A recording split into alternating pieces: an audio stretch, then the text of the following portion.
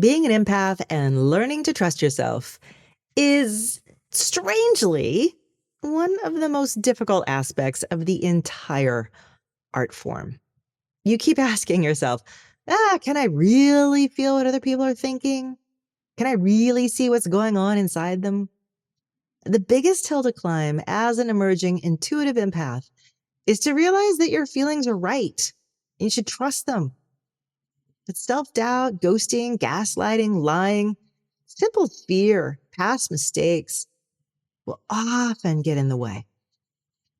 Here is how I trust what I see and how you can too. Flow dreaming, still kinda woo-woo, is just what it sounds like. An escape into the world of woo. Also, a ride into you and how to feel happier, wiser, and more self-aware in every way. It's your ultimate journey into personal growth and inner power. We'll explore ideas like how your energy self influences the kinds of opportunities you encounter, or how your personal growth can drive your business growth, or even how that feeling of being stuck is really always coming from something else. We just have to figure out what. That's right. We're a dash of woo-woo, a sprinkle of self-care, a heap of problem-solving and pattern-busting, and a giant cup of encouragement. We're going to relight so much passion, purpose, self-love, and confidence in you that you practically stagger. I'm Summer McStravick, your host, and welcome to Flow Dreaming, still kinda woo-woo. Oh, trust issues. My dear darling emerging empaths, and those of you who are experienced, we all seem to have this particular thing about us. We see something, we feel something, and we say, oh, no, no, no, no, no, that can't be right. No, I'm just guessing. I'm making this up. It's all in my head. It's not in your head. And how do I know that? Well, actually, I don't for sure. But I do know that if you're practicing good empathic hygiene, then you're going to be able to much more easily discern the difference between when you are hoping for something, expecting something, and generally making that thing be there that isn't there, versus picking up on something that's actually and truly happening. So this is all coming from my course, Born Empath, which is starting very soon and enrolling. So if you're interested in anything we're talking about today, I really encourage you to reach out to me, summer@flowdreaming.com, or go to my website, flowdreaming.com, and you can find out information on, what the program's like and what we do and what's the point of it and how will it dramatically transform your life. Well, this segment, what I'm talking about today, is part of the program, learning to trust yourself and learning to discern the difference between when your feelings are spot on and you should be trusting yourself, and when your feelings are a little bit obscured. What happens to those of us who are intuitively empathic? And I do make a distinction between intuitively empathic and just empathic. Intuition means that you're able to read, you're able to access something greater than yourself. You're able to reach into another consciousness, literally, and have a conversation. Empathic is, I feel your emotions from across the room. I can read your body language. I can smell your pheromones. I'm attuned. I'm super attuned. But you bring those two skills together, empathy and intuition, whew, you are a major force to be reckoned with. You are a hurricane, but only, again, if you're doing it right. And I know that saying empathic hygiene is it's kind of weird sounding. Like, what do I do? Like, take an empathic shower or wash my empathic hands? To some degree, yeah. One of the first things that I start teaching my students is that we are often picking up feelings that we can't place. We don't know if they're ours, a way that I'm feeling because I'm just feeling down and dumpy today. Or am I feeling this because, my daughter off at college is having a really depressed and dismal day. And I'm so connected with her that I wake up and I think, oh my God, the day is going to be horrible. Then I asked myself, wait, what? I actually have a pretty good day planned. I don't get this. What you're learning to discern as a student of empathic intuition is, first of all, what's my feeling and what belongs to someone else? Imagine you walk into a crowded party, like 25 people, all in a little room, clinking their glasses, snacking on their chips, yattering away about whatever. And you're just feeling overloaded. You're feeling just, oh, you feel some people you feel nervousness, you feel maybe some discomfort, and you think, am I feeling this? I normally don't feel this way. Why am I feeling kind of weird and self-conscious right now? Then you realize that you're just passing by a whole cluster of people who are all kind of feeling really socially anxious. And you absorbed it, you felt it. This is where you are learning to first and foremost discern your own feelings from other people's feelings. Think of feelings as perfume or different scents of candles in the store and home goods as you walk by, right? There's the licorice and black smoke. And then there's the, Paradise Island pineapple colada. You're learning to figure out what your scent is and what theirs is. That's the first thing that we work on with trust, knowing who's who. And yes, there are actual exercises that you will practice that will teach you this and start to make it pretty obvious so you're not constantly guessing. One of the reasons empaths get so burned out all the time, but just as an aside, is that we are constantly trying to guess where the information is coming from. We are providing ourselves an extra layer of angst constantly. Where is that? Is that mine? Is that yours? What is this? Whose is this? Is this what? Is this even real? Am I making this up? Imagine if that brain chatter, that energy chatter, that emotional chatter could be calmed in you. That's number one. Number two, what we're going to do as we learn to trust ourselves is we're going to recognize that when you are feeling something and you know now it's not you, yet you're not sure if what you're picking up is quite accurate. Okay, let's give an example here. Your best friend calls and she's really mad at her husband. He was a class 1 jerk, and you don't know what to say to her. And she's telling you all the vile, terrible things that he's just done, disrespectful, mean. And you're like, yeah, I can't believe Johnny did that. Oh, what a dumb butt, And she's like, can you look at him and can you tell me, why did he do that? So what's happening here is you're going in with a cloud of perfume already around you, a scent, if you will. Let's say it's a powerful scent. It's mint or eucalyptus or lavender, something real strong. Like, okay, Johnny, you're such an a-hole. Why did you do that? And Johnny's like, I didn't do anything. I mean, really, I really feel like I wasn't in the wrong here. I did try my best. And you're like, what? No, but this was intentional. She said it was intentional. Who are you going to believe here? You're coming in front loaded with expectations. And I call this the filter, the empathic filter. And I liken it to the same thing that your dryer has. If you have a washer and dryer, your filter gets really clogged up with lint unless you scrub it out all the time. And how many of us actually do that? I mean, when was the last time you had an actual person come out and blow all the lint out of the dryer vent? You're probably past due. You're like the rest of us. Imagine now that you're like that as an empath. It's not just your actual dryer, it's you. So you're coming in with these suppositions about poor Johnny, and you're expecting to see those upheld and or confused when they seem not to be. How do you trust? In this case, you practice regular filter cleaning. You say to your friend, don't tell me anymore. Just leave me blank. I don't want to know. I know you're upset at him. Tell me what it was about briefly. Don't give me any ideas. And let me go ask. Well, and so you're minimizing the noise and the presupposition that's coming in, first of all. Secondarily, you're asking yourself, what do I already think about Johnny? What's my history with him? And maybe you have a history with him and you've seen him be a jerk before. So you're coming in guns blazing, right? Guns loaded. This filter has to be cleaned. And if you're too close to the whole situation, you have to step back and say, I really can't read this one. I'm too emotionally invested in it. I care too much about you. I love you. And I'm getting my own beliefs in the way. Sometimes you hear people talk about this as your belief systems. My own beliefs are getting in the way.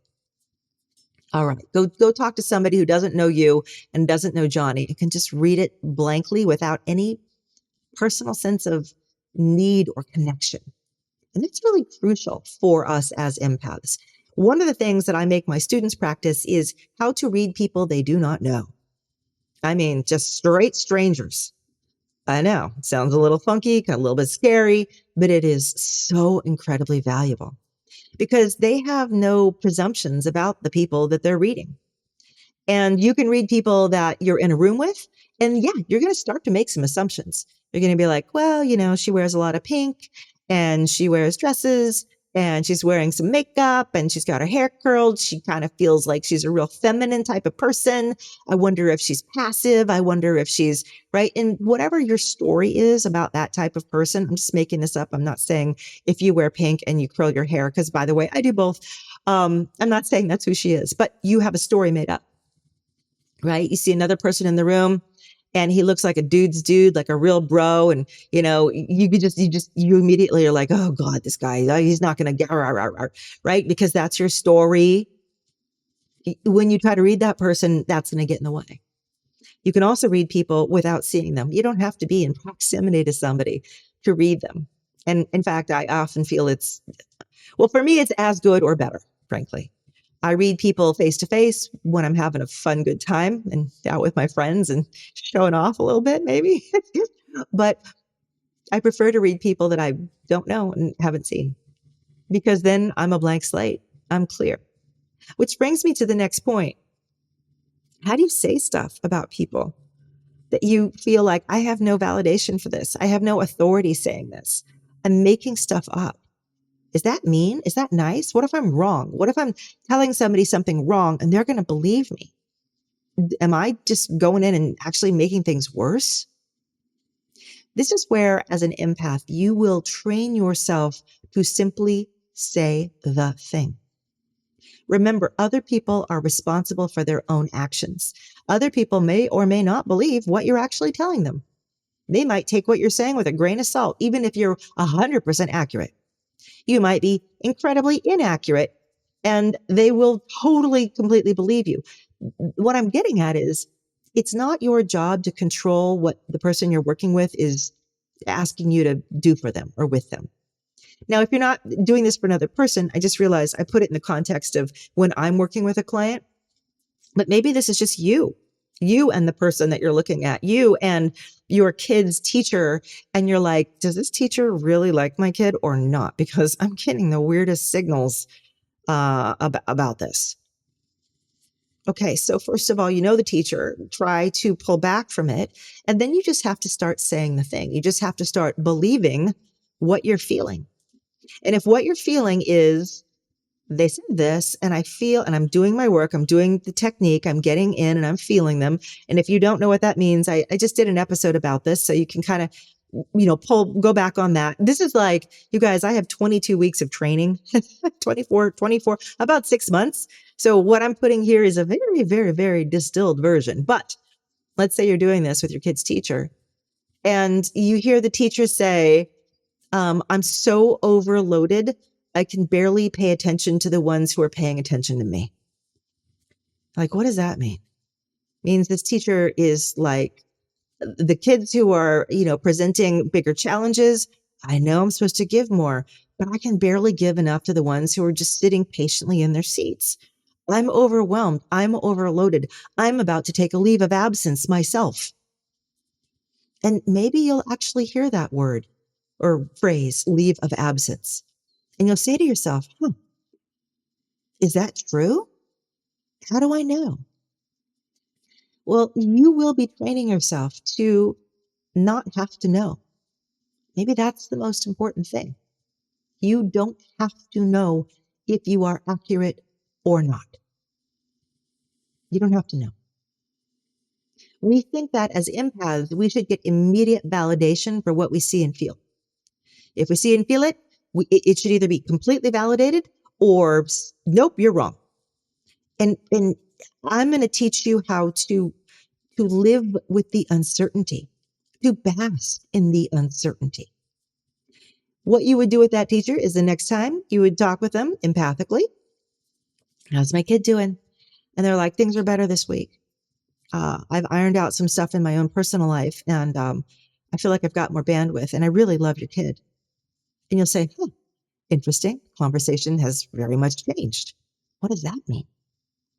So you're coming into a kind of dialogue. You're coming into they call it meta level, right? This sort of level outside of the words and the emails and the texts. This is a layer of information that flows in a different level, flow itself, right? The connected consciousness level. And you're going to continue having that conversation. And after a while, some things that did not make sense will start to make gorgeous and perfect and utter sense. But you have to trust that that is going to happen. It's sort of like when you meet somebody for the first time and you get an impression. And sometimes, they're not happening. They're not at their best. And you think, oh, I don't know about them. I don't think I'm going to like them. And then you start working with them for a while. And eventually you realize, hey, they're really sweet people. I've had this situation. I have a friend who has pretty strong social anxiety. And for about 4 years, she was a friend in a friend group. And for at least 4 years, I'd say to my husband all the time, I really don't think she likes me. I mean, I don't know. I don't think she likes me. And he'd say, oh, come on, she does. I know she does. I don't think she does. Over time, what I started to understand is that I began paying more attention to what she wasn't saying and to talk with her on this different level. And one day it just clicked. And I realized she likes me. Oh my God. Oh my God. Oh my God. Oh my God. She likes me. She just has a really hard time displaying it with people like me, people who sometimes have bigger personalities that overwhelm her. But she likes me. I'm not offending her with every time I open my mouth. Oh, thank God. Because I kept the dialogue open. I kept my feelings open. I didn't just pin it on the very first meeting we had, or even the first 45 meetings that we had. I'm a slow learner, guys. Sorry. So this trust is what I'm getting at, is something that you will be building. And you need supports for that. You need a skill set. You need a framework for that. You need to know how to kind of track what you're seeing and feeling so that you feel more and more often like I'm really honing in on the real stuff. Now, when I have students, I actually make them work together, right? They have to work together in pairs and triads, twos or threes. And I say, you have to read each other. You've got to read your friend's friend. They'll give you feedback. I don't want you getting feedback from the actual other people you're reading, unless it's your friend, right? We work on all the different areas because I don't want you relying on feedback. It's the weirdest thing. But in the beginning, feedback is a killer because you are performing for the feedback. And if you're not getting feedback, then you're just performing for yourself. You're kind of free. It's like taking a test and never getting a grade back on it, an A or an F. But the taking of the test itself reveals to you, ooh, I feel strong and confident in this material. Or, oh my God, holy heck, I have no idea what this is. That's what we're aiming for. That is how an empath grows strength in their skill set. So I ask you not to reach for validation. Lastly, one more little hint and tip that, you would learn.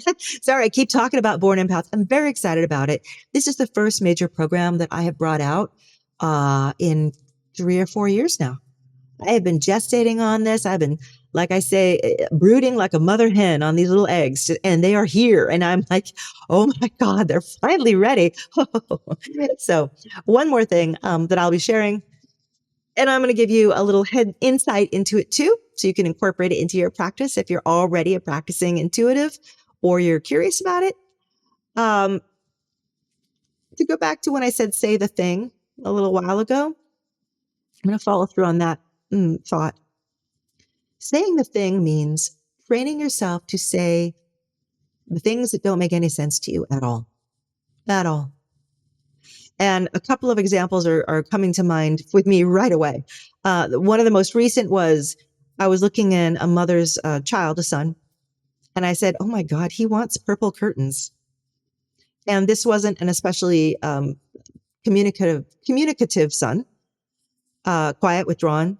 I said, "Purple curtains. Why did he love purple? What, this is the weird. I mean, most boys don't. That's not their favorite. That's not the favorite color, you know." And she said, "He loves purple. His favorite color." I just thought that's bonkers. That's really strange. Okay. And why does he want more purple? It soothed him. It makes him feel safe, makes him feel secure inside. I was like, yeah, well, that's important to him. Another example of something that happened fairly recently, and I was talking with somebody, is I said, there is, I'm feeling, there's a man, and this man has salt and pepper hair, and this man is kind of serious, kind of rigid, kind of unreadable, and he's around you, and he can be of incredible benefit to you. Who's this man? So I'm going out on a limb here because she might say, "I have no idea who you're talking about. This is the weirdest thing. I have absolutely no clue." Because what's happening is people are scouring through their current relevant group of people, and they're pulling the people that are the most important to them first. They are not thinking about, Uncle Harry, who, as it turns out, has a lot of experience in this one particular area that my client needs to learn about. But Uncle Harry shows up at Easter or Passover or whatever, and she's talking and she realizes, "Uncle Harry, can you help me with my 401k rollover?" And Uncle Harry's like, "Well, I was a wealth investment manager for the last 25 years. Why didn't you ask me sooner?" And you say, it didn't even cross my mind." Okay. So you're going to take a leap, and sometimes you're going to hit or bat and miss, right? That's not what it's called. You're going to bat and miss. And a person's going to say, "I've got no clue." And you're going to say to them, "Okay, just file it away. Maybe it'll come up in the future. Maybe this is something that happened in the past." Sometimes as an empath, it's hard to read the time scale of things. That's another skill set that you can develop, because information is just information and it's floating around out there. And some of it is right here, right now. And some of it is on the leading, or I call it the bleeding edge of time. Some happened years ago, but it's something still pivotal, something still in motion, in effect. That diversion or the consequence of that is still operational and very, very relevant. So you're going to give someone time to kind of give you that feedback. It is often not immediate. Sometimes, of course, you're going to trust yourself and you're going to say something that you instantly regret saying. Everybody who is practicing this, it goes through this, because you're trying to just say the thing and then you realize, "Oh my God, I said, oh no." I remember once I was standing in line at a grocery store and a woman behind me tells me something that she just had a feeling about with me. And I don't remember what it was. It was like 5 or 7 years ago. And I thought, that's very interesting. She's obviously picking up on something, feeling something. But what she said just scared the bejesus out of me. Oh my God. Why did you say? I'm just here, checking out some dinner fixins. And I'm not ready for that. So the whole car ride home, I'm like, what the heck does that mean? Is somebody going to get sick? Is my mom okay? Are we going to have, what's going on? So this person probably felt a compulsion to say the thing. And maybe she doesn't even consider herself an empath. We've all had people like this in our lives. They just give us unsolicited advice sometimes. And I wish she hadn't. I wasn't prepared to hear that thing. So my response to her was, thanks, bye. And she probably wondered, oh, what, maybe I was wrong. Or, oh, that poor soul is so closed down, she won't hear the truth. I don't know what she thought. I didn't go back and look. I didn't continue the conversation. So sometimes saying the thing will kind of backfire. And that's why another rule that all my students learn again is you only say the thing when you have permission to say the thing. Get permission. Don't just go around, telling people stuff that they may not be in a place to hear. So there you go. Those are some ideas about how to trust yourself. But the final takeaway, final takeaway. I know I keep saying there's just one more, but the final one is practice makes perfect. The more you practice, and I mean genuinely sitting down and practicing. When I was a child and my mom was teaching me, we had a frequent game. And, this is when I'm like 4, 5, 6, 7, 8, 9, 10, 11, 12. She'd say, what color am I thinking of? And I would tell her the color. She'd say, what color now am I thinking of? And I would tell her the color. What color now? She never told me how right or how wrong I was. Occasionally she'd say, bingo, perfect. You did a great job. She just wanted me to practice. And I did. I mean, as a kid, I thought, oh, this is fun. I'm going to guess the color. Yoo-hoo. But it was exactly what I needed. The practice without the feedback. The feedback, especially in the beginning, will shut you down. Feedback in the beginning might be wrong, because maybe you actually are wrong, because you're just starting. You don't want to hear that. That's going to cascade, snowball. It's going to make you fear. And so when you actually get the weird, purple curtains thing, you're going to be like, oh, heck no, I'm not going to say that. That's really out there. That's really wild. Eventually, people who carry this forward into careers, people who work for missing persons, police, etc., they're tasked with very specific requests. I remember I was trying to find a necklace that one of my family members' parents had lost after her mom passed. And she wondered, did someone take it? She's been angry ever since. She thinks that one of her other family members came in and took this expensive and very sentimental necklace. And I said to her, I don't think anybody took that necklace. I am seeing it shoved down between a pair of some stairs. It's in a dark place. It's lost. Now, I don't know.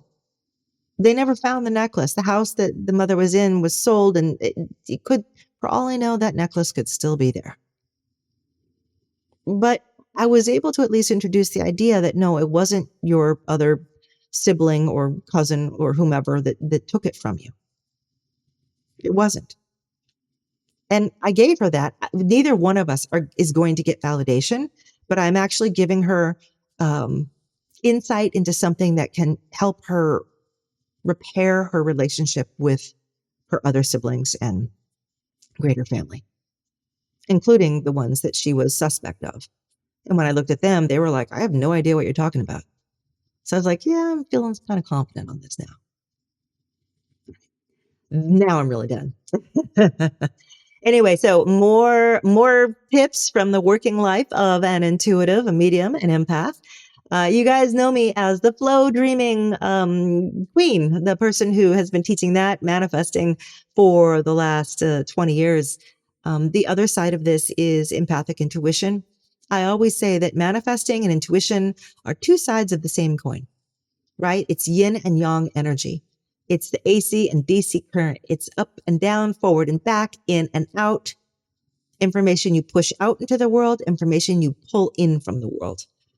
And most of us just have a joy about doing one more than the other. Some of us do both. And so I'm kind of entering a period of my life where I want to teach many of you the other side of manifesting, which is the knowing, the seeing, the sensing, the feeling, the describing. There is tremendous knowledge and power that gets unpacked when you have that. You guys, okay, I guess we're not done yet. You guys remember remote viewing? It was kind of like a big popular thing like 10 or 15 years ago, supposedly the Pentagon and so forth. Some major universities had been in charge of this program where people would close their eyes, they'd be given a set of data coordinates, and they were told to go there and describe what they see. That is being an empath. That is being intuitive. My coordinates are not landmass coordinates. My coordinates are the energy signatures of people. And there's a whole other thing about how I find those and discover those. But it's the same principle. And the Pentagon would only have done that if they found immense value in perhaps knowing what some world leader across, the globe is actually thinking about doing. Can you imagine the value of that? I was talking with my husband last night. uh, what were we watching? Oh, Conan O'Brien, Conan Goes Abroad, or one of those. And there was, oh no, sorry, it was Hacks. It was the new season of Hacks, and they have an intuitive on staff, and we were kind of joking about how Ronald Reagan was. We talked about it all the time. Like he didn't make a decision without his astrologer, without his intuitive. And everyone just said, oh, that's Nancy. That's her thing. Reagan doesn't believe that. And I'm like, pretty sure they're doing all the things on the auspicious days. Right. So I'm getting at being able to do this is like one of the most incredibly potent skill sets you can pick up in your life. World leaders lean into it as well. I promise you, I'm really done now. And I'll see you all next time. Thank you for staying with me. And thank you guys again for putting up a review of this show. I've noticed my reviews are all getting dust balls and mold, meaning they're really, really old. And something I'm trying to do with the episodes, the season this year, is kind of boost it back up into the charts again. Your reviews do that. So thank you. If I gave you something, just a little 5-star or some words, 30 seconds of your time is such a gift back to me. All right. Love you all. And I'll see you next time for another episode of Flowdreaming. Still kind of woo-woo. A quick note for newcomers. Flowdreaming is both an energy practice and a way of seeing the world. It teaches you how to manifest, heal, and use your emotions to create a sublime life. You'll find over 300 recorded flow dreams, which are similar to, but not the same as meditations, and a free short training at flowdreaming.com. This show dives into flow dreaming and other concepts to help you live a more powerful and fulfilling life. Now, let's get to the show.